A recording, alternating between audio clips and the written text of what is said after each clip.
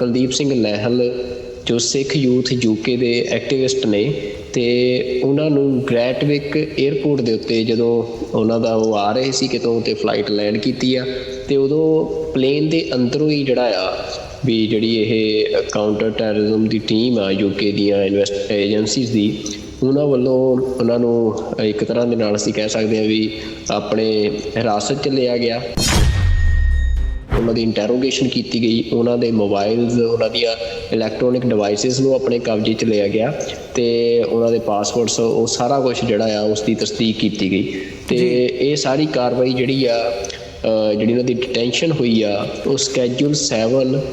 Terrorism act 2000 ਦੇ ਅਧੀਨ ਉਹਨਾਂ ਨੂੰ ਦੱਸਿਆ ਗਿਆ ਕਿ ਤੁਹਾਡੀ ਕੀਤੀ ਗਈ ਆ। They promptly questioned me under Schedule 7 of the Terrorism Act and extensively interrogated me about my activism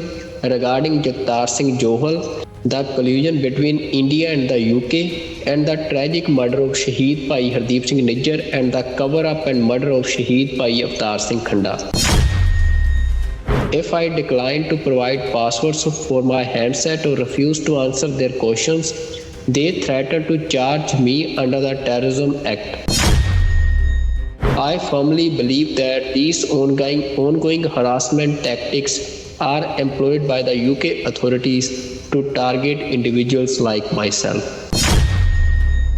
ਅਸੀਂ ਸੁਣਦੇ ਹੁੰਦੇ ਸੀ ਕਿ ਜਿਹੜਾ ਸਿੱਖ ਐਕਟਿਵਿਜ਼ਮ ਆ ਵੈਸਟਰਨ ਕੰਟਰੀਜ਼ ਦੇ ਵਿੱਚੋਂ ਸਭ ਤੋਂ ਸਟਰੋਂਗ ਯੂਕੇ 'ਚ ਆ, ਅਤੇ ਉੱਥੇ ਸਭ ਤੋਂ ਸਟਰੋਂਗ ਹੋਲਡ ਆ ਸਿੱਖਾਂ ਦਾ ਪੋਲੀਟੀਕਲੀ। ਪਰ ਪਿਛਲੇ ਕੁਛ ਟਾਈਮ ਦੇ ਵਿੱਚ ਉਸ ਸਟਰੋਂਗ ਹੋਲਡ ਨੂੰ ਡਿਲਿਊਟ ਕਰਨ ਦੇ ਵਿੱਚ ਇੰਡੀਅਨ ਗਵਰਨਮੈਂਟ ਬਹੁਤ ਵੱਡੇ ਪੱਧਰ 'ਤੇ ਕਾਮਯਾਬ ਹੋਈ ਹੈ।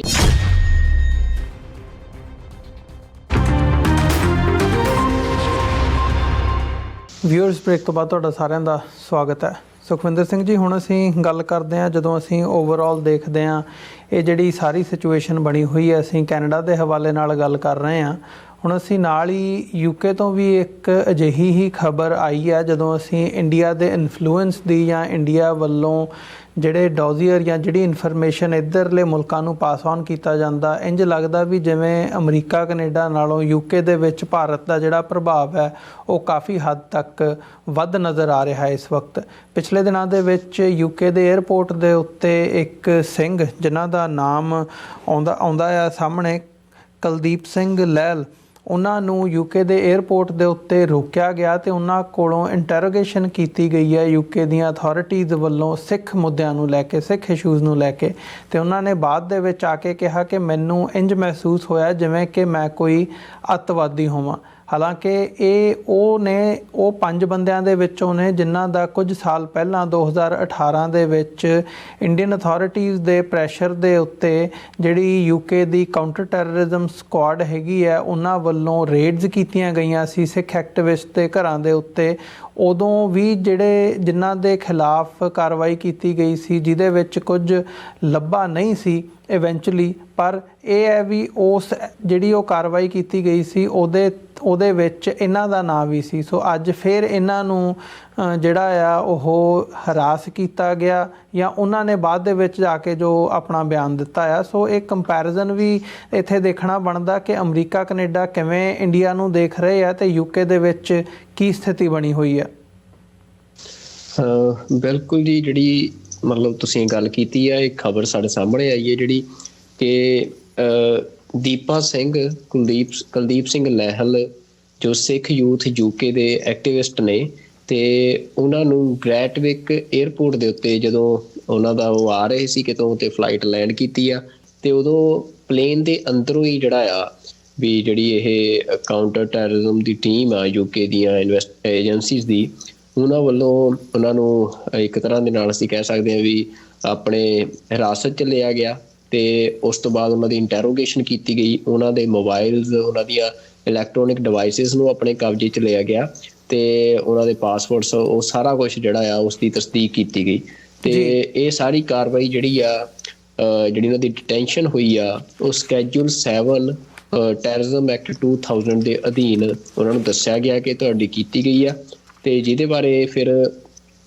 ਉਹਨਾਂ ਨੇ ਜਿਹੜੀ ਪੋਸਟ ਸ਼ੇਅਰ ਕੀਤੀ ਆ, ਉਹਦੇ 'ਚ ਉਹ ਜ਼ਰੂਰ ਅਸੀਂ ਆਪਣੇ ਦਰਸ਼ਕਾਂ ਨਾਲ ਸਾਂਝੀ ਕਰਨੀ ਚਾਹੁੰਦੇ ਹਾਂ ਕਿ ਉਹਨਾਂ ਨੇ ਲਿਖਿਆ ਕਿ Y M I ਟਾਰਗੇਟਿਡ bye the state.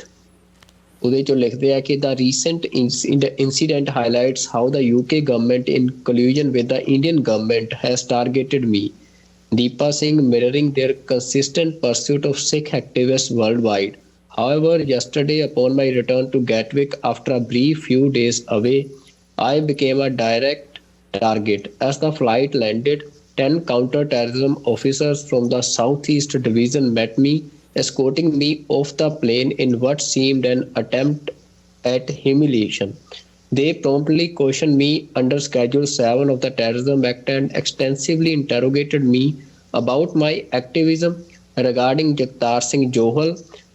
the collusion between India and the UK, and the tragic murder of Shaheed Bhai Hardeep Singh Nijjar and the cover-up and murder of Shaheed Bhai Avtar Singh Khanda. During the interrogation, they confiscated my phone and handset, detaining me for several hours. If I declined to provide passwords for my handset or refused to answer their questions, they threatened to charge me under the Terrorism Act. Eventually, after a few hours, they released me in the early hours of this morning. As a Sikh activist dedicated to speaking out against injustices, I firmly believe that these ongoing harassment tactics are employed by the UK authorities to target individuals like myself. ਤੇ ਤੁਸੀਂ ਜਿਵੇਂ ਦੱਸਿਆ ਕਿ 2018 ਦੇ ਵਿੱਚ ਜਿਹੜੀਆਂ raids ਹੋਈਆਂ ਸੀ ਸਿੱਖ activist ਦੇ ਘਰਾਂ ਦੇ ਉੱਤੇ, ਤਾਂ ਉਹਨਾਂ ਦੇ ਵਿੱਚ ਇੱਕ ਇਹ ਵੀ ਸੀ ਤੇ ਜਿਹੜਾ ਚਾਰਜ ਕੀਤਾ ਗਿਆ ਸੀ ਉਹ ਦੀਪਾ ਸਿੰਘ ਨੂੰ ਹੀ ਕੀਤਾ ਗਿਆ ਸੀ ਉਹਨਾਂ ਸਿੰਘਾਂ ਦੇ ਵਿੱਚੋਂ, ਪਰ ਉਹ ਵੀ ਜਿਹੜਾ ਆ ਉਹ ਨੋਟ ਗਿਲਟੀ ਪਲੀਡ ਹੋਏ ਸੀ ਇਸ ਸਾਰੇ ਮਾਮਲੇ ਦੇ ਵਿੱਚ। ਤੇ ਕੁਛ ਵੀ ਜਿਹੜਾ ਆ ਉਹਨਾਂ ਰੇਟਸ ਤੋਂ ਬਾਅਦ ਕੋਈ ਵੀ ਇਹੋ ਜਿਹਾ ਜਿਹੜੀ ਐਕੁਜ਼ੀਸ਼ਨ ਆ ਉਹ ਪ੍ਰੂਵ ਨਹੀਂ ਸੀ ਹੋਈ ਜਾਂ ਕੁਛ ਇਹੋ ਜਿਹਾ ਨਹੀਂ ਸੀ ਮਿਲਿਆ ਕਿ ਜਿਹਦੇ ਨਾਲ ਗਵਰਨਮੈਂਟ ਉਹਨਾਂ ਰੇਟਸ ਨੂੰ ਜਸਟੀਫਾਈ ਕਰ ਸਕੇ। ਪਰ ਜਿਹੜੀ ਸਿੱਖ ਐਕਟਿਵਿਜ਼ਮ ਆ ਯੂਕੇ ਦਾ ਉਹ ਲਗਾਤਾਰ, ਕਿਉਂਕਿ ਕੁਛ ਸਾਲ ਪਹਿਲਾਂ ਤੱਕ ਇਹ ਸੀ ਕਿ ਅਸੀਂ ਸੁਣਦੇ ਹੁੰਦੇ ਸੀ ਕਿ ਜਿਹੜਾ ਸਿੱਖ ਐਕਟਿਵਿਜ਼ਮ ਆ ਵੈਸਟਰਨ ਕੰਟਰੀਜ਼ ਦੇ ਵਿੱਚੋਂ ਸਭ ਤੋਂ ਸਟਰੋਂਗ ਯੂਕੇ 'ਚ ਆ ਤੇ ਉੱਥੇ ਸਭ ਤੋਂ ਸਟਰੋਂਗ ਹੋਲਡ ਆ ਸਿੱਖਾਂ ਦਾ ਪੋਲੀਟੀਕਲੀ। ਪਰ ਪਿਛਲੇ ਕੁਛ ਟਾਈਮ ਦੇ ਵਿੱਚ ਉਸ ਸਟਰੋਂਗ ਹੋਲਡ ਨੂੰ ਡਿਲਿਊਟ ਕਰਨ ਦੇ ਵਿੱਚ ਇੰਡੀਅਨ ਗਵਰਨਮੈਂਟ ਬਹੁਤ ਵੱਡੇ ਪੱਧਰ ਤੇ ਕਾਮਯਾਬ ਹੋਈ ਹੈ, ਜਿਹਦੀਆਂ ਇਹ ਜਿਹੜੀਆਂ ਰਿਜ਼ਲਟਸ ਨੇ ਅਸੀਂ ਦੇਖ ਰਹੇ ਹਾਂ ਵੀ ਉਹ ਯੂਕੇ ਬਾਰੇ। ਮਤਲਬ ਇਹ ਵੀ ਬੜਾ ਜ਼ਰੂਰੀ ਹੈ ਸਮਝਣਾ ਕਿ ਜਦੋਂ ਕੋਲਡ ਵਾਰ ਚੱਲ ਰਹੀ ਸੀ ਤਾਂ ਉਦੋਂ USA ਦੇ ਲਈ ਸਭ ਤੋਂ ਵੱਡਾ ਇਹੀ ਟਾਰਗੇਟ ਸੀ ਕਿ ਰਸ਼ੀਆ ਦੀ ਜਿਹੜੀ ਇੰਟਰਫੇਰੈਂਸ ਆ ਉਹ ਯੂਕੇ ਦੇ ਵਿੱਚ ਬਹੁਤ ਜ਼ਿਆਦਾ ਮਤਲਬ ਸੌਖੀ ਸੀ। ਵੀ ਰਸ਼ੀਆ ਜਿਹੜਾ ਆ ਉਹ ਜਿਹੜਾ ਇਹ ਸਾਰਾ USA ਦਾ ਬਲੋਕ ਸੀ ਉਸ ਕੋਲਡ ਵਾਰ ਦੇ ਵਿੱਚ, ਉਹਦੇ ਵਿੱਚ UK ਦੇ ਅੰਦਰ ਉਹ ਬਹੁਤ ਸੌਖੀ ਆਪਣੀ ਮਤਲਬ ਇੰਟਰਫੇਰੈਂਸ ਕਰਕੇ ਤੇ ਆਪਣੇ ਜਿਹੜੇ ਐਕਟਸ ਨੇ ਉਹ ਰਸ਼ੀਅਨ ਏਜੰਸੀਜ਼ ਕਰਦੀਆਂ ਸੀ ਤੇ US ਨੂੰ ਬਹੁਤ ਮਤਲਬ ਉਹਦੇ ਤੇ ਅਸੀਂ ਕਹਿ ਸਕਦੇ ਹਾਂ ਵੀ ਬਹੁਤ ਜ਼ਿਆਦਾ ਵਰਕ ਕਰਨਾ ਪਿਆ ਉਸ ਸਾਰੀ ਇੰਟਰਫੇਰੈਂਸ ਨੂੰ ਰੋਕਣ ਵਾਸਤੇ। ਤੇ ਜਿਹੜੇ ਲੂਪ ਹੋਲਸ ਨੇ UK ਦੇ ਸਿਸਟਮ ਦੇ ਵਿੱਚ ਉਹ ਅਸੀਂ ਹੁਣ ਇਸ ਮਾਮਲੇ 'ਚ ਵੀ ਦੇਖ ਰਹੇ ਹਾਂ ਕਿ ਇੰਡੀਆ ਦੀ ਜਿਹੜੀ ਇੰਟਰਫੇਰੈਂਸ ਆ ਉਹ ਕਿਸ ਪੱਧਰ ਤੱਕ ਉੱਥੇ ਪਹੁੰਚ ਗਈ ਆ ਕਿ ਇੰਡੀਅਨ ਜਿਹੜੀ NIA ਆ, ਜਿਹੜੀ ਕਿ ਨੈਸ਼ਨਲ ਇਨਵੈਸਟੀਗੇਸ਼ਨ ਏਜੰਸੀ ਹੈ, ਜਿਹੜੇ ਇੰਟਰਨੈਸ਼ਨਲ ਲੋਅ ਨੇ ਉਹਨਾਂ ਮੁਤਾਬਕ ਜੇ ਦੇਖਣਾ ਹੋਵੇ ਤਾਂ ਉਹ ਟੋਟਲੀ ਐਕਸਟਰਾ ਜੁਡੀਸ਼ੀਅਲ ਐਕਟੀਵਿਟੀਜ਼ ਕਰ ਰਹੀ ਹੈ ਸਿੱਖਾਂ ਦੇ ਖਿਲਾਫ ਇੰਡੀਅਨ ਟੈਰੀਟਰੀ ਦੇ ਵਿੱਚ। ਤੇ ਉਹ ਜਿਹੜੀ ਇਹੋ ਜਿਹੀ ਅਥੋਰਿਟੀ ਆ ਜਾਂ ਆਰਗੇਨਾਈਜੇਸ਼ਨ ਆ ਕਿਸੇ ਕੰਟਰੀ ਦੀ, ਉਹਦੇ ਨਾਲ ਹੈਂਡ ਟੂ ਹੈਂਡ ਹੋ ਕੇ ਜਿਹੜੀਆਂ UK ਦੀਆਂ ਏਜੰਸੀਜ਼ ਨੇ ਉਹ ਸਿੱਖਾਂ ਦੇ ਖਿਲਾਫ ਵਰਕ ਕਰਦੀਆਂ ਨਜ਼ਰ ਆਈਆਂ ਆ ਹੁਣ ਤੱਕ। ਤੇ ਇਸ ਸਾਰੇ ਮਾਮਲੇ ਦੇ ਵਿੱਚ ਜਿਹੜਾ ਇਹ ਵੀ ਸਿੱਖ ਐਕਟਿਵਿਸਟ ਦੇ ਨਾਲ ਹੋਇਆ ਆ, ਤਾਂ ਜਿਹੜਾ ਇਹਨਾਂ ਨੂੰ ਟਾਰਗੇਟ ਕੀਤਾ ਜਾ ਰਿਹਾ ਉਹਦੇ 'ਚ ਇਹ ਸਮਝਣਾ ਬੜਾ ਜ਼ਰੂਰੀ ਆ ਕਿ ਦੀਪਾ ਸਿੰਘ ਕੌਣ ਆ, ਉਹ ਕਰਦਾ ਕੀ ਆ। Deepa Singh has long been vocal on speaking on issues such as collusion between UK and the Indian state in targeting Sikh activities,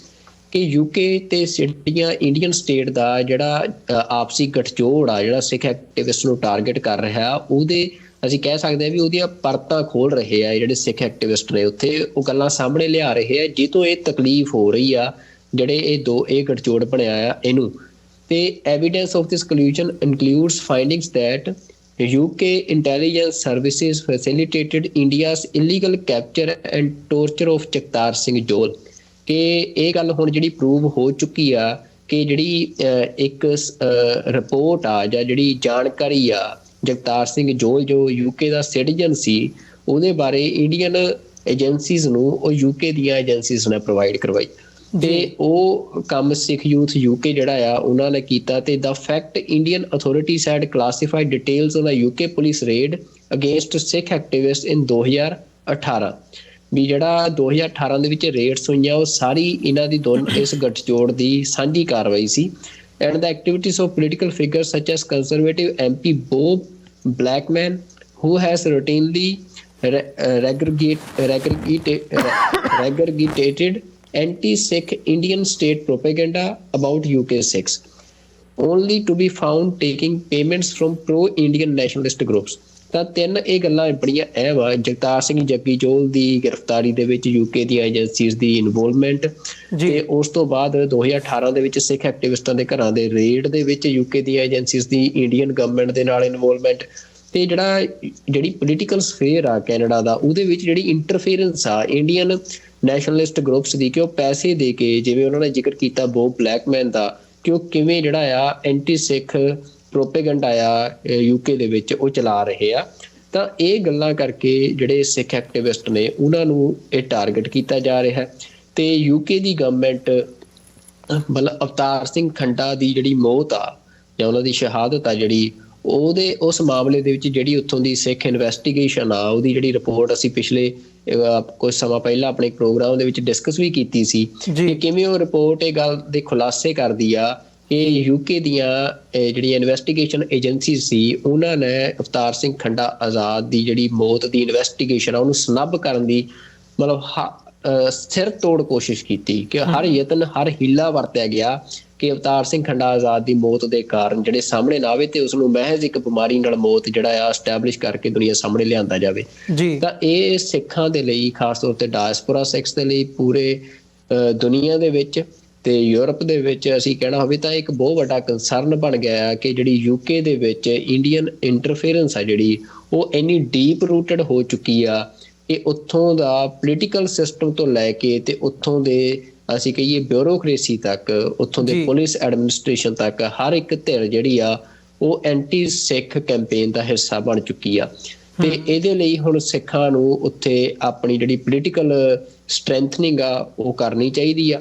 ਤੇ ਉਹਦੇ ਲਈ ਹੁਣ ਉੱਥੇ ਜਦੋਂ ਵੀ ਇਲੈਕਸ਼ਨ ਹੋਣ ਜਾਂ ਉਸ ਤਰ੍ਹਾਂ ਦੀ ਐਕਟੀਵਿਟੀ ਹੋਵੇ ਤਾਂ ਸਿੱਖ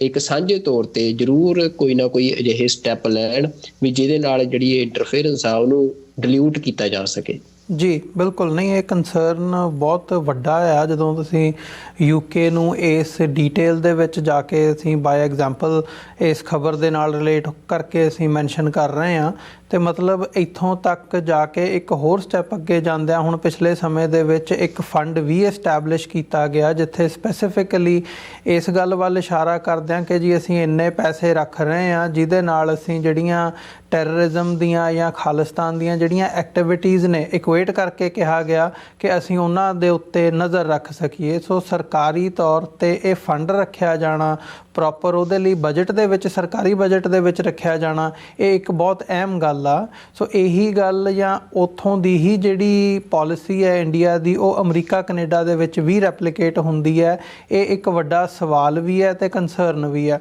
ਹਾਲਾਂਕਿ ਅਮਰੀਕਾ ਕੈਨੇਡਾ ਦੇ ਵਿੱਚ ਉਸ ਲੈਵਲ ਦੀ ਸਕਸੈਸ ਇੰਡੀਅਨ ਏਜੰਸੀਜ਼ ਨੂੰ ਨਹੀਂ ਮਿਲੀ ਹੈਗੀ ਇਹ ਕਿਹਾ ਜਾ ਸਕਦਾ, ਪਰ ਅਸੀਂ ਪਿਛਲੇ ਸਮੇਂ ਦੇ ਵਿੱਚ ਇੰਟਰਫੀਰੈਂਸ ਦੀਆਂ ਜਿਹੜੀਆਂ ਐਗਜ਼ਾਮਪਲਸ ਨੇ ਉਹ ਸਾਡੇ ਸਾਹਮਣੇ ਨੇ। ਪੋਲੀਟੀਕਲ ਸਫੀਅਰ ਦੇ ਵਿੱਚ ਕੈਨੇਡਾ ਦੇ ਵਿੱਚ ਇੱਕ ਮੇਜਰ ਪਾਰਟੀ ਦੇ ਲੀਡਰ ਦੀ ਜਿਹੜੀ ਰੇਸ ਹੈਗੀ ਹੈ ਉਹਦੇ ਵਿੱਚ ਇੰਟਰਫੀਰੈਂਸ ਕਰਨਾ ਛੋਟੇ ਲੈਵਲ ਦੇ ਉੱਤੇ ਤੇ ਮਤਲਬ ਇਸ ਕਿਸਮ ਦੀਆਂ ਖਬਰਾਂ ਦਾ ਅੰਤ ਹੀ ਕੋਈ ਹੈ ਨਹੀਂ। ਵੀਜ਼ਾ ਨੂੰ ਵੈਪਨ ਦੇ ਤੌਰ ਦੇ ਉੱਤੇ ਯੂਜ਼ ਕਰਨਾ, ਇੰਟੀਮੀਡੇਟ ਕਰਨਾ, ਕਿਵੇਂ ਮਤਲਬ ਹੁਣ ਟਾਰਗੇਟਡ ਕਿਲਿੰਗ ਤੱਕ ਚਲੇ ਜਾਣਾ, ਮਤਲਬ ਕਿਤੇ ਨਾ ਕਿਤੇ ਮੈਂ ਸਮਝਦਾ ਵੀ ਸਾਡੇ ਲੋਕ ਜਾਂ ਸਾਡੀ ਜਿਹੜੀ ਕਮਿਊਨਿਟੀ ਹੈ ਬਾਹਰ ਵਸਦੀ, ਜਾਂ ਤੇ ਅਸੀਂ ਇੰਨੇ ਕੁ ਅਵੇਸਲੇ ਹੋ ਚੁੱਕੇ ਹਾਂ ਜਾਂ ਅਸੀਂ ਉੱਦਾਂ ਹੀ ਅੱਖਾਂ ਬੰਦ ਕਰਕੇ ਬੈਠੇ ਹਾਂ। ਸਾਨੂੰ ਨਜ਼ਰ ਨਹੀਂ ਆ ਰਿਹਾ ਐਗਜ਼ੈਕਟਲੀ ਕਿ ਇਹ ਕਿਸ ਲੈਵਲ ਤੱਕ ਜਾ ਕੇ, ਕਿਸ ਡੀਪ ਲੈਵਲ ਤੱਕ ਜਾ ਕੇ ਜਿਹੜੀਆਂ ਇਹਨਾਂ ਦੀਆਂ ਜੜ੍ਹਾਂ ਨੇ ਉਹ ਬਣ ਚੁੱਕੀਆਂ ਨੇ ਤੇ ਉਹ ਸਾਨੂੰ ਕਿਸ ਹੱਦ ਤੱਕ ਜਿਹੜੀ ਮਾਰ ਨੇ ਉਹ ਮਾਰ ਰਹੀਆਂ ਨੇ। ਅਸੀਂ ਬਾਅਦ ਦੇ ਵਿੱਚ ਆਪਸ ਦੇ ਵਿੱਚ ਲੜਦੇ ਰਹਿ ਜਾਂਦੇ ਹਾਂ। ਗੁਰਦੁਆਰਾ ਸਾਹਿਬਾਨਾਂ ਦੇ ਵਿੱਚ ਇੱਕ ਪਾਸੇ ਇੱਕ ਧਿਰ ਹੋ ਜਾਂਦੀ ਹੈ, ਦੂਜੇ ਪਾਸੇ ਦੂਜੀ ਧਿਰ, ਤੇ ਪਰ ਸਾਨੂੰ ਸਮਝ ਨਹੀਂ ਆ ਰਿਹਾ ਹੁੰਦਾ ਕਿ ਜਿਹੜੀ ਇਹ ਗੱਲ ਹੈ ਇਹ ਓਰੀਜਿਨੇਟ ਕਿੱਥੋਂ ਹੋਈ ਹੈ, ਇਹ ਏਜੰਡਾ ਕਿੱਥੋਂ ਲਾਗੂ ਕਰਾਇਆ ਜਾ ਰਿਹਾ। ਬਿਲਕੁਲ ਜੀ ਅਮਰਵੀਰ ਸਿੰਘ ਜੀ, ਇਹ ਗੱਲ ਦੇਖੋ ਇੱਕ ਕਿਸੇ ਦਾ ਵੀ ਕੰਮ ਕਰਨ ਦਾ ਤਰੀਕਾ ਹੁੰਦਾ, ਤੁਹਾਨੂੰ ਉਹ ਤੋਂ ਪਤਾ ਲੱਗ ਜਾਂਦਾ ਕਿ ਇਹ ਗੱਲ ਚੱਲ ਕਿੱਥੋਂ ਰਹੀ ਆ।